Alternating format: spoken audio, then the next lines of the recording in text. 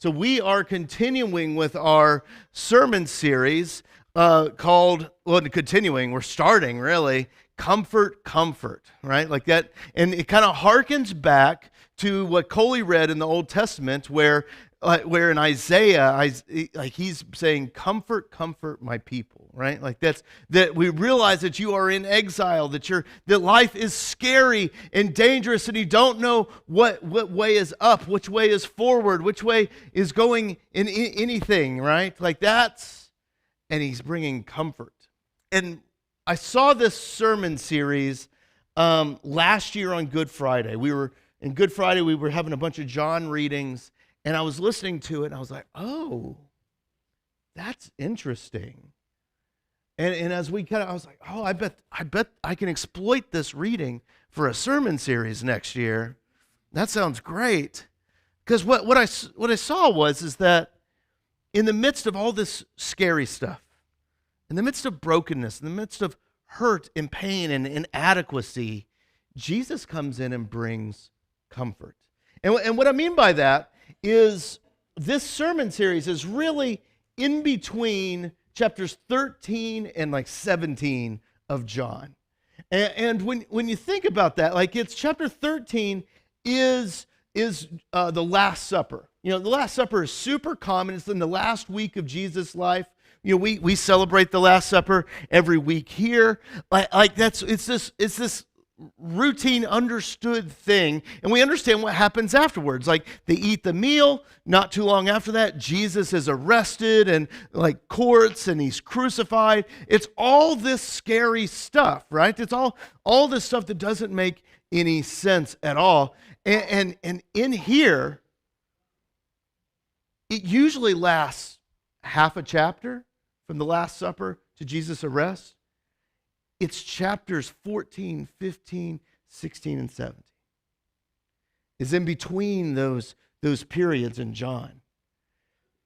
The Last Supper is in the middle of the book.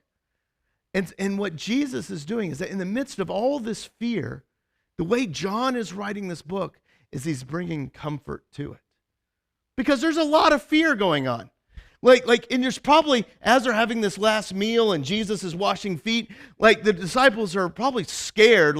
What's going on? They could probably cut the tension with a knife there. They don't know what's happening. Even Peter goes, "Where are you going, Jesus? Why can't I go with you?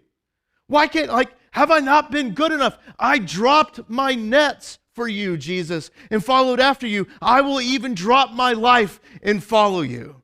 And to that, Jesus goes, "Will you, Peter? Will you? Will you?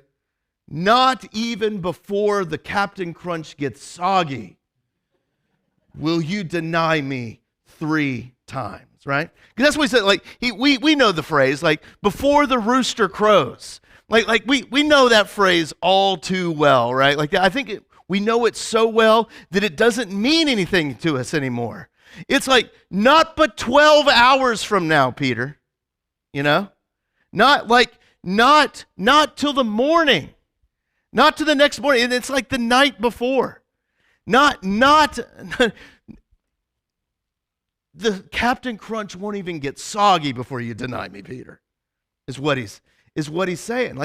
It's happening so soon. And that's, I think, the way all the Gospels are written, I think we're supposed to have this affinity with Peter.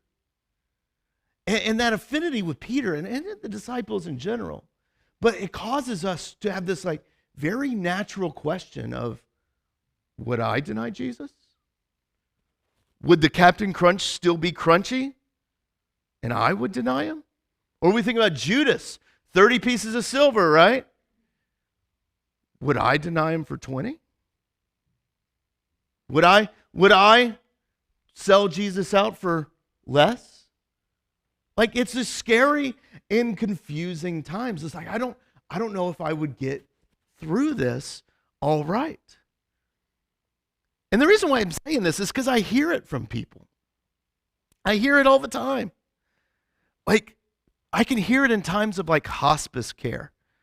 There was a lady that was here at church like she had really tight, kind of black curly hair, and she would come with her mom. This was all before COVID and all that stuff. She would come, and I always remember her like they're not around anymore, and so like they're free reign, I guess, to be able to talk to them about them. But her mom was kind of on her last legs, and she would always come up to me. She'd meet me in the office, and she's like, I'm worried that we've done enough. And it was like this thing that's like, is there enough room in God's house? Have I done enough? Like, have we prayed the right prayers, done the right things? And she was so worried that the prayer would have been enough for her during this time. And like all these things, have I done enough? Is there enough room for me? Like, I see it in like parenting too. And it's not just those that have kids in their house right now, but all you older folks too. And how you think about your own parents. Like, did I disciple them well enough, right? Have I done enough for them? I mean, I took them to confirmation. I made them listen to the pastor's sermons, which are amazing, by the way.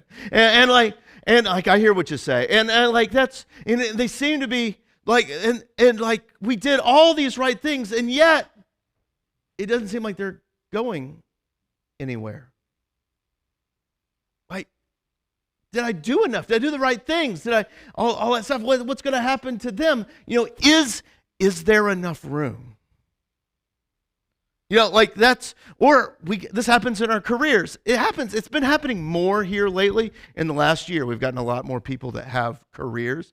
But when I used to live in Walmartville, this was a huge thing because it was always just this treadmill up to the top, like promotion, and all the identity was in the workplace and what you were doing and how you were accomplishing it, like and all these things. And if there was a little bit of setback, it would all of a sudden be,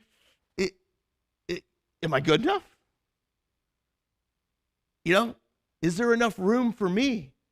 And then you have the retirees who are freshly retired, who told yourself that I will work myself to the bone so that I could retire well, and then as soon as you're retired, you have that deer in headlights look, like, what do I do with myself now? like I've worked so hard, my identity is working over here, right? And now here I am like, oh no. Like a little bit of guilt, a little bit like, I don't know, have I done enough?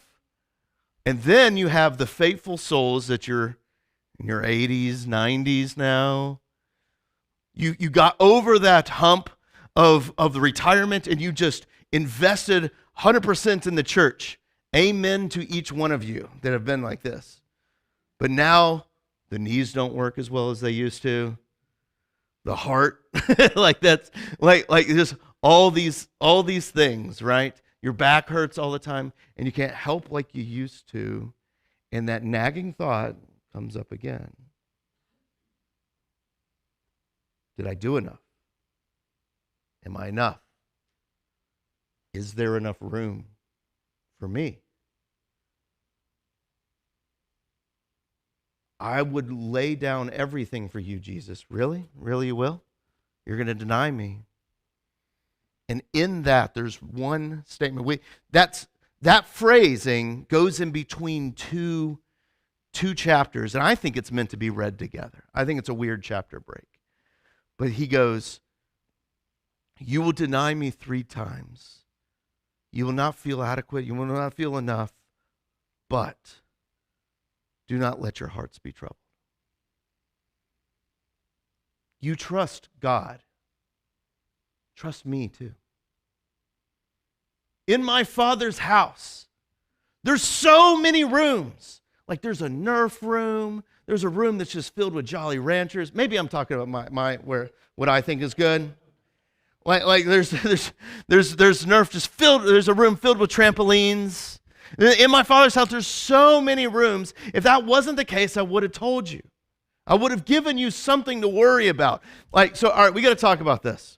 So a lot of you in the room grew up with the King James Version. How does the King James Version handle this? Mansions, right? Mansions. Mansions isn't a good translation. I'm sorry. It's not. Now, I understand what the King James Version is trying to get across. It's trying to get across like opulence. Like there's enough. It's huge and it's big and all that stuff. But here's what you lose. You lose the storytelling that John is doing. When I grew up in the church, like I was taught like this is the Bible and read it like an encyclopedia, basically. Is how I was taught to interact with it.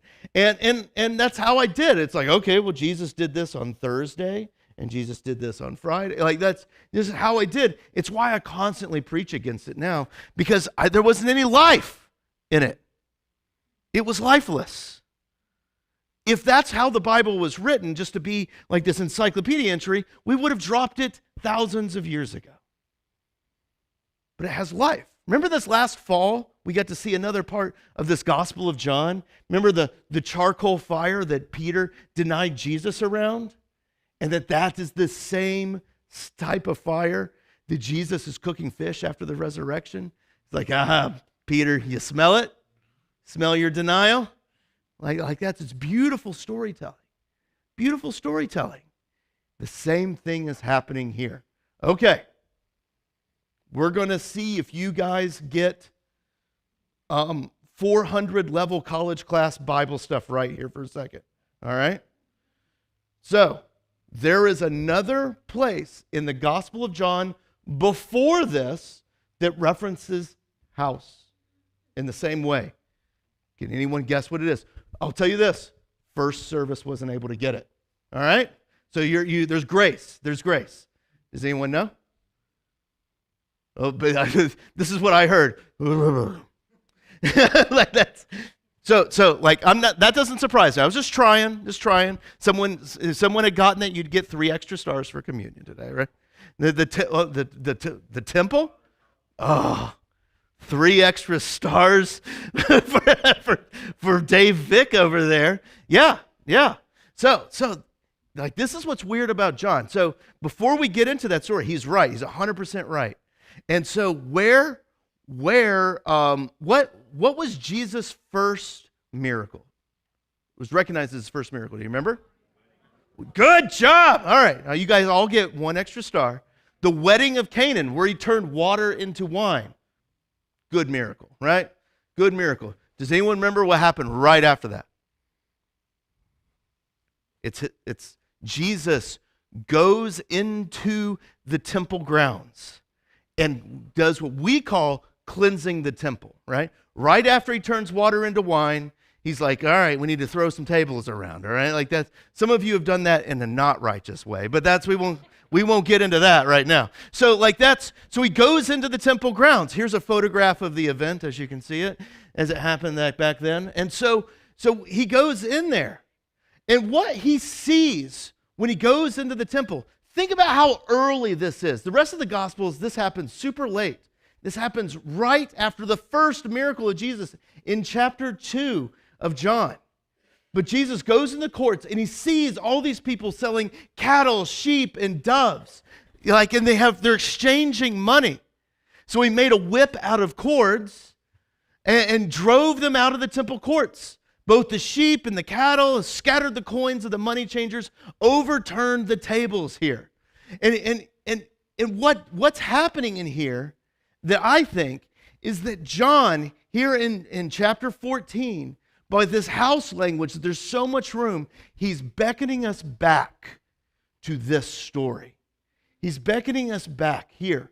Because what had happened is that the Pharisees, all these people trying to make money from this, have made the temple grounds into this restrictive place. Because what the temple is, what God's house is a place where God's space meets our space. And that everyone, no matter who you are, could come to that temple and be close to God, the God of Abraham, the Isaac, and Jacob, the God that created the stars, moon, and all those things. That's what that place was right there.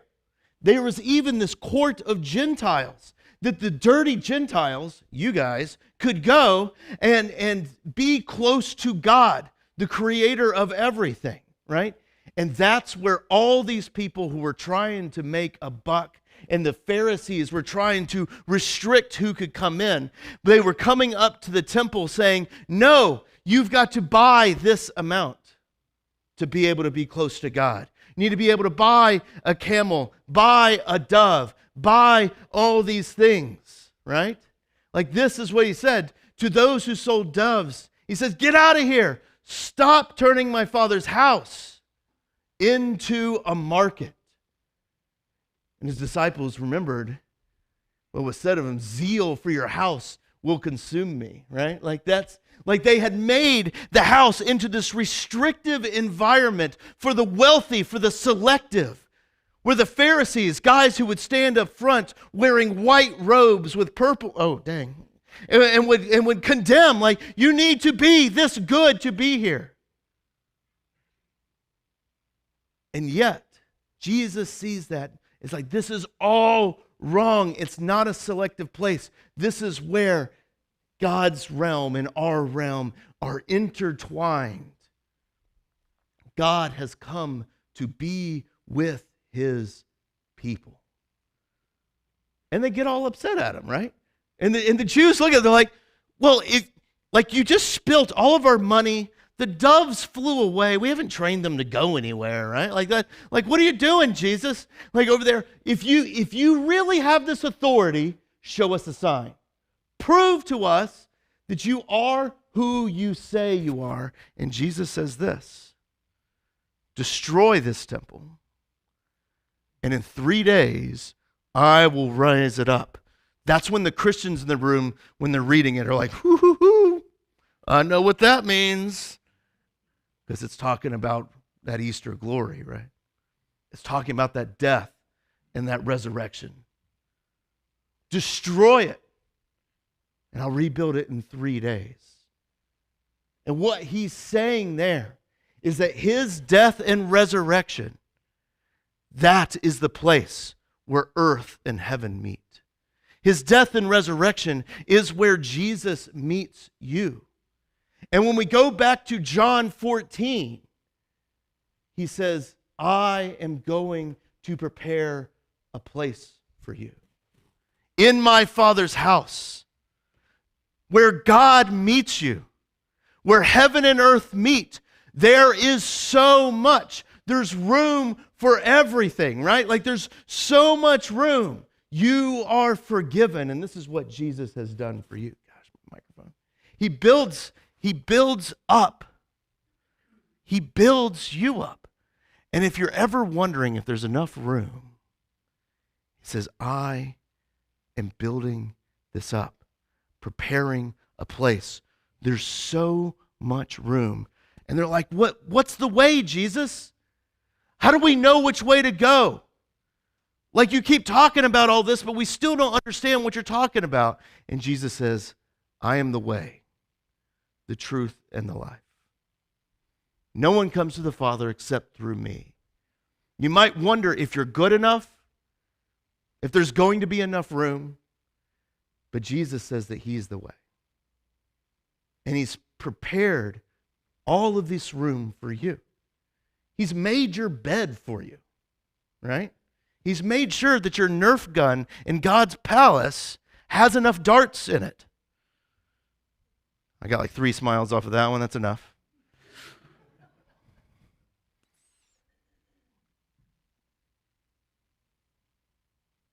Jesus has prepared the way. Those thieves and robbers in the temple, they're not the way.